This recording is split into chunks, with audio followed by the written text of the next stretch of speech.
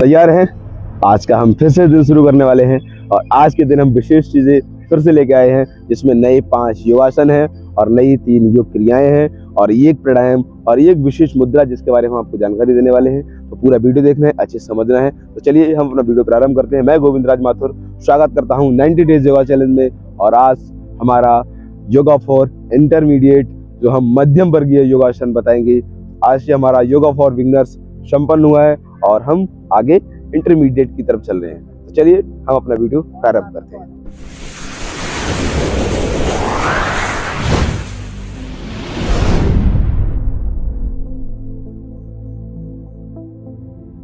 आज की सबसे पहली योग क्रिया जो हमारी होगी वो होगी सुप्त नमस्कारम, जिसको हम एक बार होल्ड करेंगे और उससे पहले हम इसको एज ए वार्म अप भी करेंगे। तो उसको कैसे करते हैं आज ही हम ट्राई करेंगे। सबसे पहले अपने दोनों अंगूठे पकड़ लेंगे पैरों के, इस तरीके से थोड़ा डिस्टेंस भी रख सकते हो और इस तरीके से आपको बैठना है, फिर उठना है, इस तरीके से फिर बैठना है और फिर उठना है। ऐसे आप क्रम से करिए, अपनी क्षमता अनुसार, समय अनुसार, जितना ज्यादा संभव हो उतना करिए और नीचे ज्यादा से ज्यादा बैठने का प्रयास करिए, ज्यादा से ज्यादा जितना बैठ सकते हैं। इससे आप क्या कर पाएंगे कि आप अगर आपसे मलासन नहीं लगता है तो आप मलासन लगा सकते हो, क्योंकि ये मलासन जो है वो हमारे कब्ज के लिए बहुत अच्छा है, हमारे पेट के लिए, हमारे जो पाचन तंत्र हमारा जो है उसके लिए बहुत अच्छा है। तो जिनका मलासन नहीं लगता है उनके लिए ये क्रिया बहुत ही ज्यादा हेल्पफुल साबित होगी। इस तरीके से ट्राई करिए, ये आपकी जंघाओं को भर देगा। और बाद में इस तरीके से देखो, मलासन में हम ऐसे पंजे रखते हैं, बट हम इसमें हम ऐसे रख सकते हैं और अपने पंजे को खोल सकते हैं। ये थोड़ा इजी हो जाता है मलासन से, तो ये उसका सहायक आसन बोल सकते हो। इस आसन को आप करने लगे तो आप मलासन भी कुछ दिन बाद करने लग जाएंगे। इस तरीके से बैठ जाइए, ठीक है। ये हमारी पहली क्रिया थी। अब हम अगली क्रिया पे चलते हैं। तो योग क्रिया से आप उष्ट्रासन बहुत अच्छे से लगा पाएंगे। अगर आपका उष्ट्रासन नहीं लगता है तो आप इस क्रिया को ट्राई करिए, आपका उष्ट्रासन लगना प्रारंभ हो जाएगा। इसको भी आप कम से कम 20 करना चाहिए आपको, बल्कि आप ज्यादा भी कर सकते हैं अपनी क्षमता अनुसार। और कुछ देर हम शांत रह के इस पे ध्यान देंगे और अच्छे से करने का प्रयत्न करेंगे।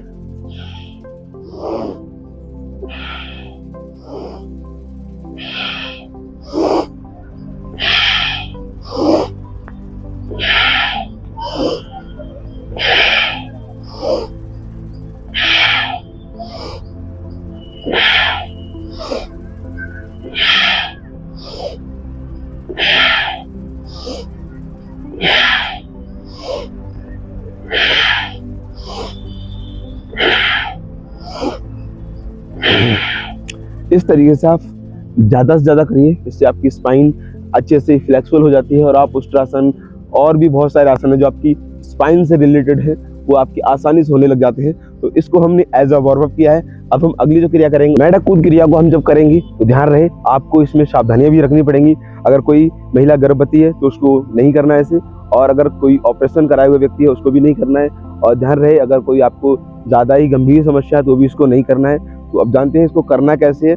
सबसे पहले आपको मेढक की तरह बैठ जाना है। मान लीजिए मैं इधर बैठ जाता हूँ और अपने घुटनों को क्या करना है, मेढक की तरह यूज करना है अपने पंजों को, और घुटने भी साइड में रहेंगे। आपकी कोहनियां जो है आपके घुटने के साथ टच रहे या फिर अंदर की तरफ रहे, और आपकी फिंगर्स खुली हुई होनी चाहिए, जैसे हमारा मेढक बैठता है। और हम आगे गए और हम उछल के फिर से आगे पास में, फिर आगे गए, फिर उछल के आ गए, फिर आगे गए, फिर उछल के आ गई। अब इसमें देखो हमारा पंजे पे बल आ रहा है, हमारे हथेली के पंजे पे बल आ रहा है अच्छे से, ठीक है, दोनों पे। अब जब आप इसकी प्रैक्टिस करेंगे तो आपको बकासन का भी अनुभव मिलेगा, जो कि मैं इस वाले वीडियो में बताने वाला हूँ। तो बकासन भी करेंगे इसी में, उतनी बार उछलिए, फिर आगे जाके आप इसकी प्रैक्टिस में करते करते आपको बकासन का भी अनुभव मिलेगा। जैसे कि बकासन ये से होल्ड होता है, तो सेम क्रिया वो यही है कि हम यहाँ से होल्ड करेंगे ऐसे, देखो है ना, 1-2 सेकंड का हो रहा है होल्ड ऐसे। ये आपको फंसा के रखना है और ऐसे उछलना है। अब सेम बकासन में भी ऐसा ही होता है, ठीक है ना। और इससे आपके पैरों की जंघाओं का और आपके पिंडलियों का, आपकी कोहनी, आपके एल्बो, आपके पाचन तंत्र में भी हेल्प करता है। आपके शोल्डर में स्ट्रेंथ लाता है, आपके रिस्ट में स्ट्रेंथ लाता है। तो आप इसको भी अच्छे से ट्राई करिए। तो चलिए अब हम अपने आसन की तरफ चलते हैं। गौमुखासन करेंगे, और गौमुखासन करने के लिए आपको सबसे पहले अपने पैरों को, घुटने एक दूसरे के ऊपर होने चाहिए, बिल्कुल एक लाइन में। गौ मुख मतलब गाय के मुख के आधार की तरह, जैसे गाय का मुख होता है, मुंह होता है, कुछ वैसा ही हमें आकार अपने घुटनों से देना है, दोनों घुटनों से, ठीक है, इस तरीके से। अब इसमें रूल ये होता है कि जो आपका घुटना ऊपर है वही हाथ आपका ऊपर जाना चाहिए इस तरीके से, और पीछे से आपका दूसरा हाथ आ जाना चाहिए और फिंगर लॉक हो जानी चाहिए आपस में, और सिर ऊपर होना चाहिए। कोहनी आपके बिल्कुल सिर के सेंटर में होनी चाहिए, और लंबी गहरी सांसें भर सकते हैं या फिर नॉर्मली रखें। श्वास होल्ड करने की कोई आवश्यकता नहीं है। अब इसमें कई प्रकार से कर सकते हैं, जैसे कि आप इसमें कपालभाति कर सकते हैं और भी कोई प्राणायाम कर सकते हैं, कोई दिक्कत वाली बात नहीं है। ये बहुत अच्छा आसन है, आपके पाचन तंत्र के लिए अच्छा है, आपके शोल्डर ओपनिंग में आपकी हेल्प करने वाला है। अब जैसे मैंने ये जो अपनी सबसे पहले जो हमने वार्म अप में किया था, शोल्डर चलाए थे, उसमें ये मुझे हेल्प मिला कि मेरा जो गौमुखासन है वो बहुत अच्छे से हो पाया है। तो ऐसे बहुत सारे आसन होते हैं जो एक दूसरे के सहायक होते हैं। तो ऐसे ही आसन करते रहिए और दूसरे पैर से भी आपको इसको ट्राई करना है। तो चलिए अब हम बढ़ते हैं अगले आसन की तरफ। अब जो हम आसन करने वाले हैं उस आसन से अगर किसी को श्वसन नलिका में या फिर फेफड़ों में कोई प्रॉब्लम है वो भी ठीक हो सकती है। इससे आपका पाचन तंत्र स्ट्रांग होता है, आपके फेफड़े स्ट्रांग होते हैं, और अगर किसी के हृदय में कोई रोग है तो हृदय रोगियों के लिए भी ये बहुत अच्छा आसन है। आसन का नाम है मत्स्य आसन। तो मत्स्य आसन को कैसे करते हैं, वैसे कई तरीके से और भी तरीके से होती है, उनके अलग अलग नाम होते हैं, कई लोग कंफ्यूज हो जाते हैं, बट जो हम करने जा रहे हैं यही मत्स्य आसन है। इसको करना कैसे, पहले तो पद्मासन लगा लेना है अच्छे से। जब आपका पद्मासन लग जाए तो आप नीचे जमीन पर शवासन की स्थिति में लेट जाइए। थोड़ी सी अपनी स्पाइन को उठा लीजिए और अंगूठे दोनों हाथों से पकड़ लीजिए और कोहनी को जमीन से लगा दीजिए इस तरीके से, और इसमें अपने घुटने जितने संभव हो जमीन की तरफ दबा के रखिए। इस आसन में आप आराम से लेटिए। अब देखो इसमें हृदय के और फेफड़ों के और आपके शोल्डर के, पाचन तंत्र के बहुत सारे लाभ आपको मिल जाएंगे। साथ ही साथ अगर किसी को सर्वाइकल है उसमें हेल्प मिलेगी इसमें, अगर किसी को थायराइड है उसमें भी हेल्प मिलने वाली है, और साथ ही साथ जंघों की, पिंडलियों की, ये जो हमारी जो मसल्स हैं इन सब को अच्छे से ये खींचता है, संकुचित करता है, दबाव देता है। तो ये मसल्स भी स्ट्रांग होती हैं और इन्हें एक नई ऊर्जा मिलती है। इससे आपके पैर भी हष्ट और पुष्ट होते हैं। तो इस आसन को भी आपको ट्राई करना चाहिए। तो चलिए अब हम बढ़ते हैं अगले आसन की तरफ। अब जो हम आसन करने वाले हैं इस आसन से आप अपनी सुषुम्ना नाड़ी को अच्छे से साफ और सुचारू रूप से इसमें सांस जा रही है, आ रही, ऐसा आप कर सकते हैं इस आसन की प्रैक्टिस से, जिससे आप अपनी कुंडली जागरण में इससे हेल्प ले सकते हैं। और यह आसन आपके टखनों के लिए, आपको पैरों के लिए बहुत अच्छा है। इस आसन से आपकी एकाग्रता बढ़ेगी और आपका मेरुदंड बहुत ही स्ट्रांग होता है, आपके मोटापे में हेल्प कर सकता है। ये बहुत अच्छा आसन है। चलिए इस आसन के बारे में जानते हैं। इस आसन का नाम है उत्कट आसन, और इस आसन को कैसे करते हैं इसकी पहले विधि समझ लेते हैं। इस आसन को करने के लिए सबसे पहले अपने पंजे के बल हम बैठ जाएंगे। उकड़ू बैठते हैं जैसे हम, ऐसे उकड़ू नहीं बैठना है हमें अपने पंजे के बल बैठना है और जितना संभव हो ऊपर की तरफ उठा देना है और अपने कोहनी को इस तरीके से रख लेना है। अपने हाथों को कुछ इस तरीके से रखते हुए इसमें होल्ड करिए। एकाग्रता की बहुत जरूरत है इसमें, एकाग्रता की बहुत आवश्यकता है इसमें, और इसमें आप एक जगह पे ध्यान लगाइए और श्वास पे भी ध्यान रखिए, जिससे आपका सुषुम्ना नाड़ी जो है वो एक्टिव रहे, जिसमें आपकी श्वास लेने में कोई दिक्कत नहीं हो। और अपने अगर आप कुंडली जागरण के उद्देश्य से कर रहे हैं तो ये आप उसके लिए भी अच्छे से कर पाएं। अब इसकी एक और विधि होती है। एक और विधि के लिए आपको नमस्कार ऊपर करना पड़ेगा और अपनी हिप्स को उठाना पड़ेगा इस तरीके से। आप कह सकते हैं चेयर पोज का ही दूसरा पार्ट कह सकते हैं, बट ये बहुत मुश्किल है। इसमें देखिए मेरी थाई बहुत अच्छे से मतलब एक अलग टाइप का एनर्जी लगाना पड़ रहा है मुझे, और मुझे थोड़ा बहुत कंपन भी हो रहा है, और फोकस की बहुत जरूरत है, जिससे आपकी मेरुदंड खिंच जाती है। इसमें अगर 10 सेकंड आप रुक लिए आपको पता चल जाएगा कि बिगिनर से आप इंटरमीडिएट में आ चुके हैं। और अब जो हम आसन करने वाले हैं उससे आप कब्ज दूर कर सकते हैं। पैरों की मांसपेशियों को स्ट्रांग बनाता है, आपकी मेरुदंड को लचीला बनाता है, पीठ दर्द और गर्दन के रोगों को ये ठीक करने में सक्षम है, उदर संबंधी विकारों को भी ठीक कर सकता है। तो चलिए अब हम जानते हैं इस आसन के बारे में। इस आसन का नाम है त्रिकोणासन। आपको सबसे पहले अपने पंजे को साइड में ले जाना होगा, एक पंजे को, और दूसरा हाथ अपना अपोजिट हैंड जो है वो अपने पैर को टच कराना है। ये नॉर्मल अगर करेंगे तो टच कराएं, अदरवाइज आप क्रॉस करके बिल्कुल जमीन पे रख दें और अपने ऊपर वाले हाथ को देखने का प्रयत्न करें। दोनों घुटने जितने संभव हो सके सीधे रखें।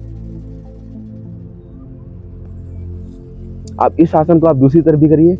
ये जो हम आसन करने वाले हैं इस आसन से आपको आपकी एकाग्रता बढ़ती है, आपकी नाभि पर असर पड़ने से यह 72,000 नस नाड़ियों को एक्टिव कर देता है। इतना पावरफुल ये हमारा जो आसन रहने वाला है। और साथ ही में आपके पाचन तंत्र को स्ट्रांग करता है, आपकी हथेली की मांसपेशियों को, आपकी रिस्ट की मांसपेशियों को मजबूत बनाता है और आपकी एकाग्रता के लिए तो बहुत अच्छा ही है। तो चलिए अब हम जानते हैं इसकी आसन के बारे में। इस आसन का नाम है बकासन और इस आसन को जो लोग कर लेते हैं वो अपने आप को थोड़ा बहुत योगी समझ सकते हैं। तो चलिए हम इस आसन को प्रारंभ करते हैं। पहले अपने पंजे एक कमर की लाइन में नीचे की तरफ रख लेंगे, ठीक है। और इसी के नीचे अपने जस्ट अपने हथेली रख लेंगे, दूर नहीं रखेंगे, पास में रखेंगे और साथ में अपने पंजे को उठा लेंगे। इस तरीके से पंजे उठाने हैं, फोकस का ध्यान रखना, मतलब समझना अच्छे से इस चीज को।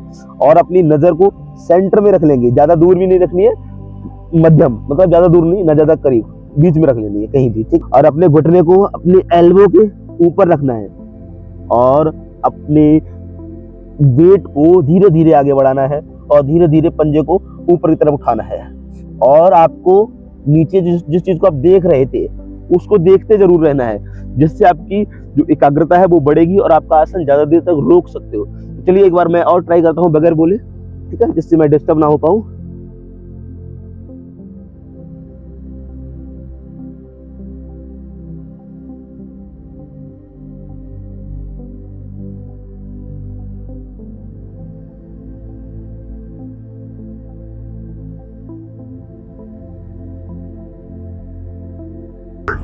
ये बहुत अच्छा आसन होता है, इससे करने से एकाग्रता बढ़ती है, हालांकि मैंने बता चुका हूँ। तो चलिए अब हम प्राणायाम और मुद्रा के बारे में बात करते हैं। जो मुद्रा करने वाले हैं इस मुद्रा को वरुण मुद्रा कहते हैं और वरुण मुद्रा का मतलब है, वरुण आप कह सकते हैं कि जल का प्रतीक। हमारी जो कनिष्ठ उंगली होती है वो जल का प्रतीक होती है। मान लीजिए किसी व्यक्ति को सूखापन है, बहुत कमजोर है, रक्त विकार हो चुके हैं, खून की कमी है और वह कमजोर बहुत दिख रहा है, तो अगर उसको खून की कमी है और सूखापन सा लग रहा है तो उसे इस मुद्रा का उपयोग करना चाहिए। इस मुद्रा को बनाने के लिए आपको सबसे पहले अपनी कनिष्ठ उंगली, अपनी लास्ट फिंगर जो हमारी होती है, उसको अपने अंगुष्ठ के अग्रभाग में अपने अंगूठे के टॉप पर टच करना है और लास्ट जो हमारी 3 फिंगर्स हमारी जो बचती हैं उनको साइड में ऐसे यथास्थिति में छोड़ दीजिए।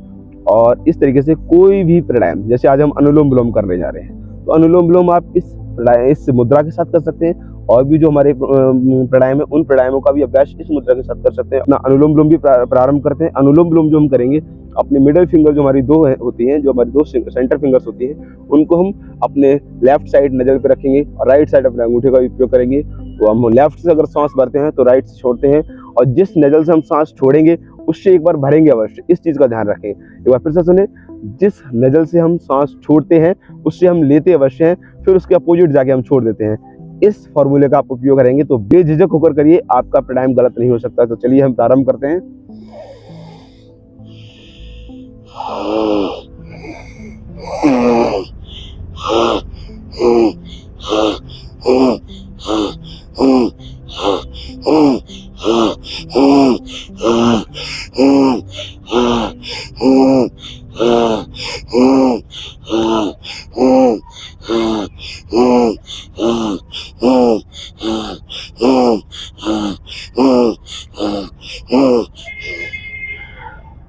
इस तरीके से इस प्राणायाम का अभ्यास करिए और ये ध्यान रखें, मैंने एक हाथ का यूज किया है, दूसरा हाथ अपनी वरुण मुद्रा लगा के रखी है। तो इस तरीके से आप भी कर सकते हैं इस चीज़ की प्रैक्टिस। तो चलिए, अगर आपने यहाँ तक वीडियो देख ही लिया है तो हमारे चैनल को सब्सक्राइब अवश्य करें और हमारी फैमिली का हिस्सा बने और योग के प्रचार प्रसार में अपना छोटा सा योगदान अवश्य दें। यही मेरी आपसे विनम्र विनती है। और वीडियो को लाइक करें, शेयर करें। चलिए मिलते हैं अगली वीडियो में, तब तक के लिए जय हिंद, वंदे मातरम, भारत माता की जय।